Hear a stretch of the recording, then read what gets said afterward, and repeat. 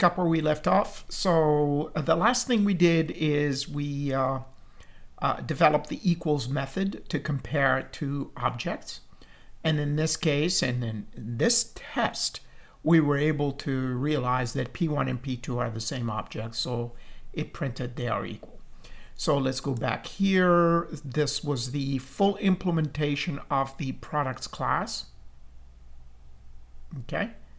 And now what we're going to do is the implementation of the product node. Since we're going to need a node generated at runtime and added to a list to create our linked list. So this will be the basic element that will contain an object of type products in it and a reference to the next node. That said, so what kind of attributes would we need here? Well, one is the actual payload itself. So products and, let me spell it out correctly, products. And we will have a product. Notice I'm writing it lowercase, semicolon. So now, what I have here is an attribute product of type products. Now, this isn't instantaneated or anything. It's right now just saying, hey, this is going to be the payload. But since it's going to be in the class, then its visibility is up to us, depending on what we're going to be doing. For now, we're going to set it to private to enforce encapsulation. In other words, we're going to need some methods to either set it or get it, or actually set the product as a payload. Okay? We're going to do the same thing, private. And this time, this is the key here.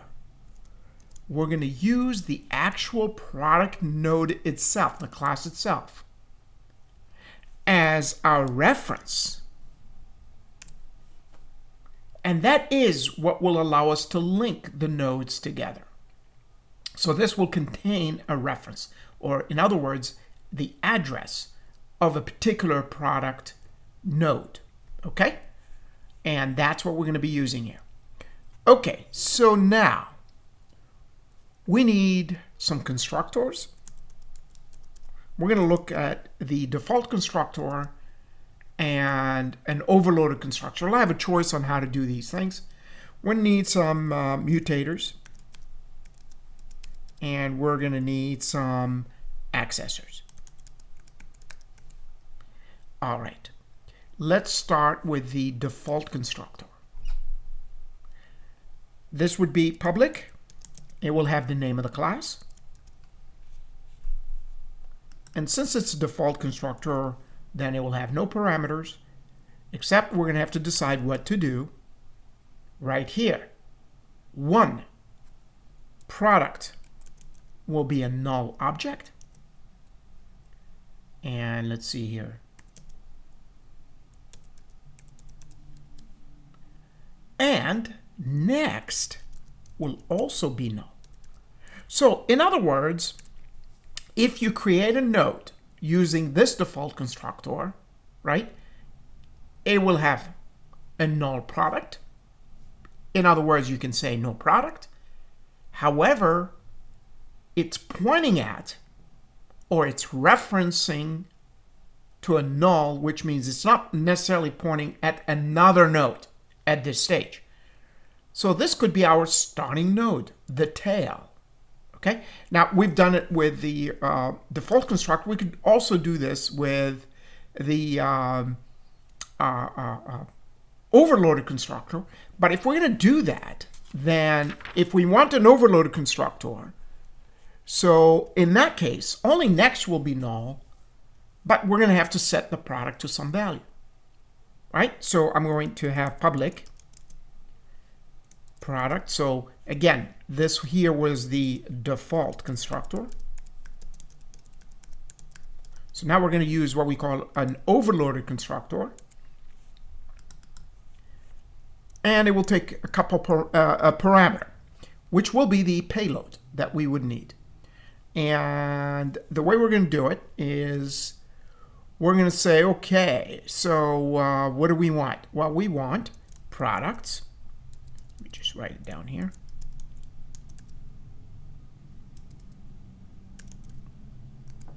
Give me a product. Right? So that's the parameter we want out of this. Okay, let's put curly braces here. I know that I want to do next equal null, since this will be the first one if you're using the constructor.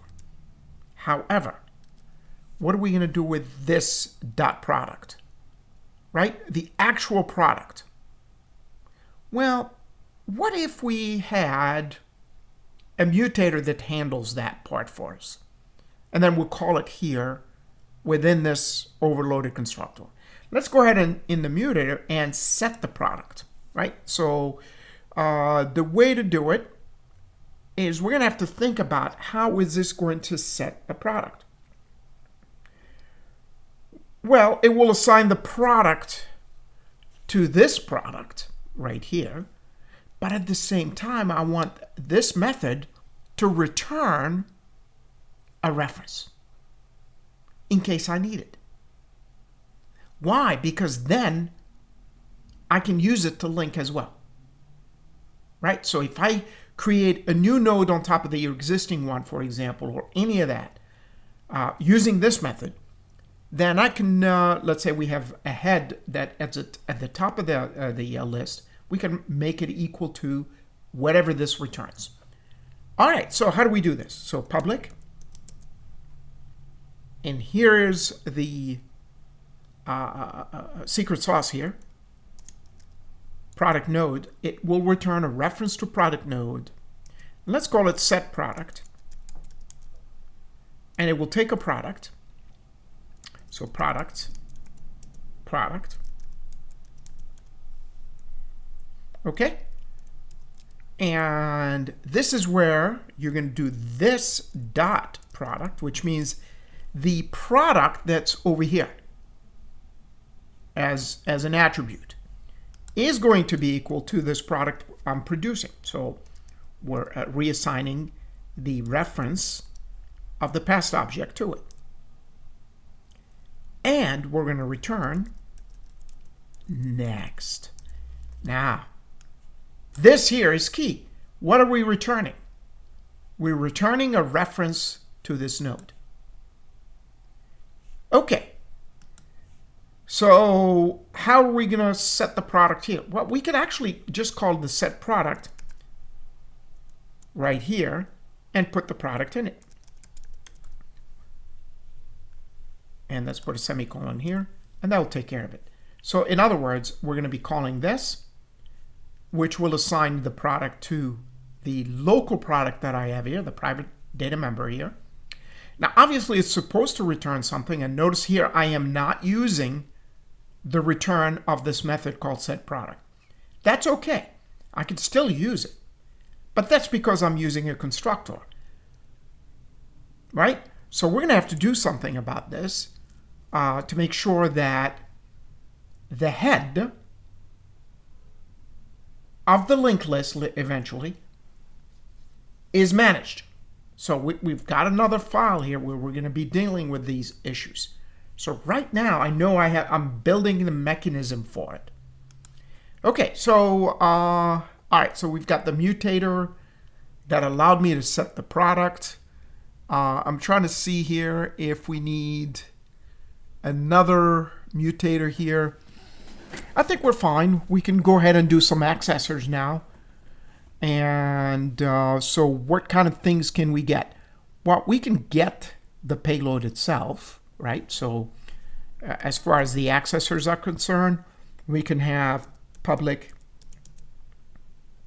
product. So it will return a product's type, get product. And this will return the product that's in here. You could say this dot product, but there is only one at this stage. Fantastic. Let's put a semicolon there. And let's see why I'm getting a squiggly line. Forgot to put my parentheses as a method. There you go. Very good. Let's go ahead and think of another one. So get product, that's great. What else can we get? Once we get the product, we can get out of it the index if we wanted to. Off the product, we can get the product name. We can do whatever we want. So I'm not going to bother with those details until we have the product on hand in the application. I definitely need to know what is the next, or what is the reference of this particular object if you create an object of this node. So definitely I need public, and that would be product node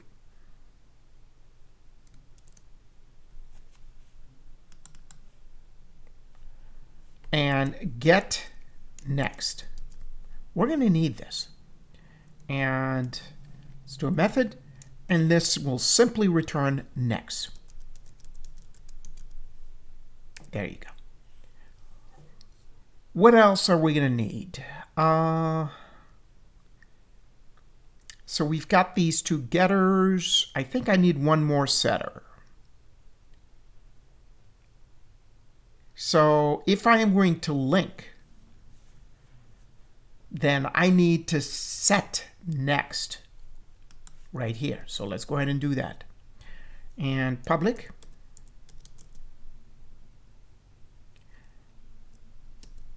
And it in itself will also return.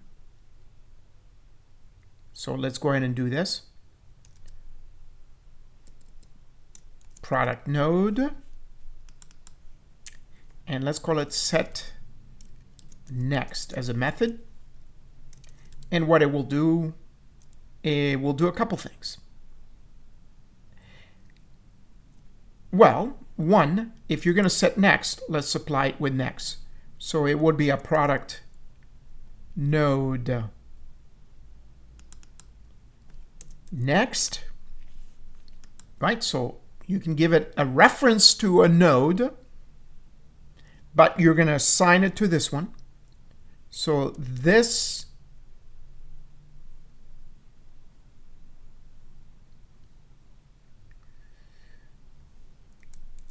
dot product, this dot next will be equal to next. Okay, but we need to return next. There you go. All right, so let's see. Let's do a little bit of an inventory here.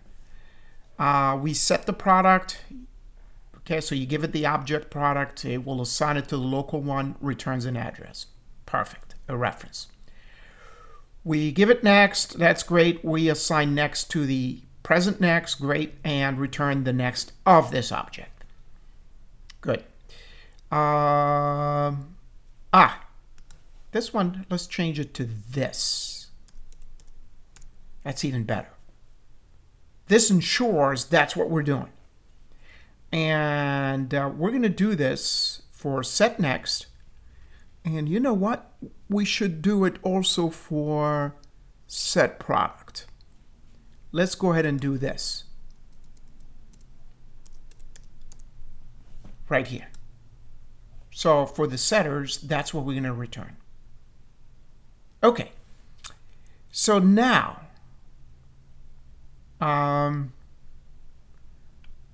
let's make sure we can create a node. Let's see if we can do that. All right, so we've got all of this stuff here. So that's great. We got P1, P2. We know we can test for equality. That's great. Let's go ahead and try to create a node, right? And put P1 in it, right?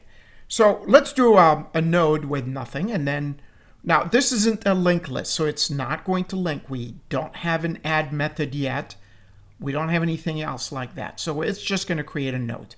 So I can either use the default constructor, which will have an empty node pointing to null, or the overloaded constructor, which will have a P of either P1 or P2, and is pointing to null. So we could do that. So we could do product node, right? And let's call it pnode equals new. And you know what? We're going to use the default constructor. I mean the overloaded constructor, and let's pass p1 to it. And let's see if we get an error. Everything looks good. So let me just run this just to make sure we don't have a runtime error.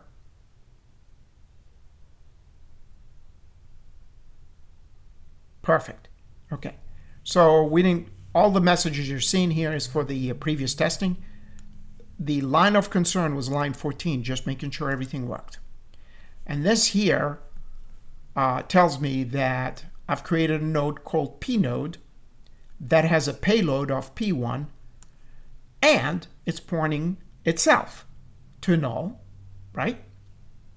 But I haven't done any management in terms of making sure that I can actually create a linked node of these items. So this simply creates a raw node, at least at this stage, where it's pointing to null using the constructor. Okay? So can I create a node that is empty? Let's call this one pnode 1. Let's go ahead and do a pnode 2. So let me just go up here. Product node, pnode 2 equals new, and we're going to use the overloaded constructor. Let's run this for a minute just to make sure that we're not getting a runtime error, so everything looks good.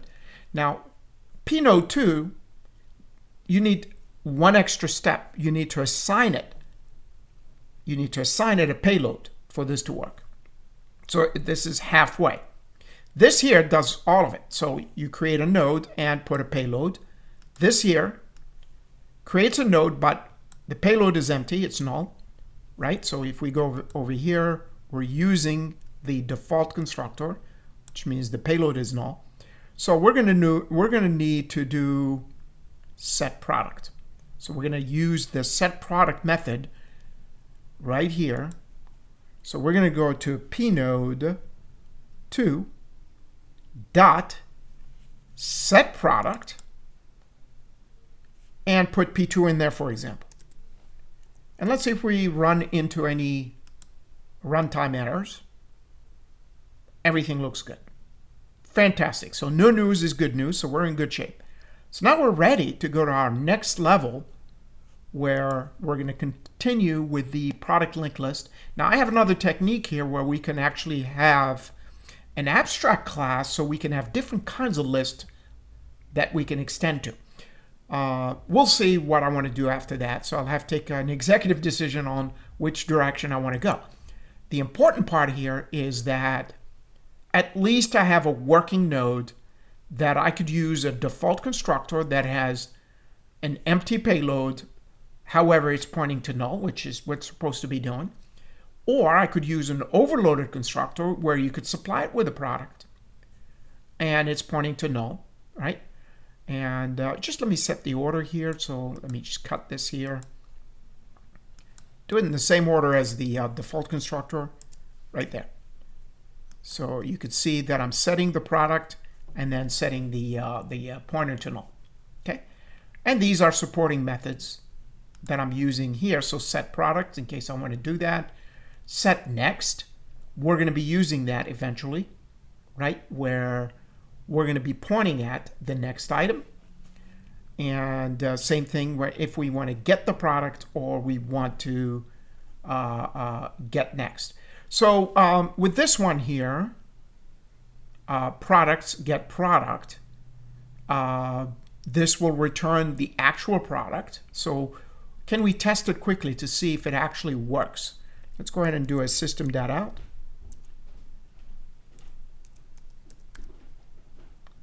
Let me just type system here properly, system.out.println. And let's go ahead and try node 2. pnode2 dot, and let's see if we can get the product. Let's say fill print it.